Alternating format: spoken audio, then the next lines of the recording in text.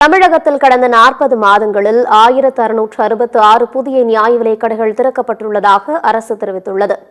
தமிழ்நாடு அரசு வெளியிட்டுள்ள செய்திக்குறிப்பில், ஏழை எளிய பொதுமக்களின் வசதிக்காக அவர்களுடைய குடியிருப்புகளுக்கு அருகிலேயே நியாய விலைக் கடைகள் அமைக்கப்பட வேண்டும் என்பதற்காக 633 முழு நேர நியாய விலைக் கடைகளும் 1033 பகுதி நேர நியாய விலைக் கடைகளும் என மொத்தம் 1666 நியாய விலைக் கடைகள் புதிதாக திறக்கப்பட்டுள்ளதாக தெரிவிக்கப்பட்டுள்ளது.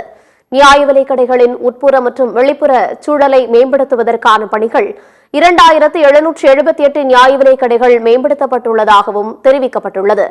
கடந்த 40 மாதங்களில் 230 நெல் கொள்முதல் நிலைய கட்டடங்கள் 100 கோடி ரூபாய் மதிப்பீட்டில் கட்டுவதற்கு அனுமதிக்கப்பட்டு, இதுவரை 130 நெல் கொள்முதல் நிலையங்களுக்கு கட்டடங்கள் கட்டி முடிக்கப்பட்டு, எஞ்சியவற்றின் கட்டுமான பணிகள் பல்வேறு நிலைகளில் முன்னேற்றத்தில் உள்ளதாகவும் கூறப்பட்டுள்ளது.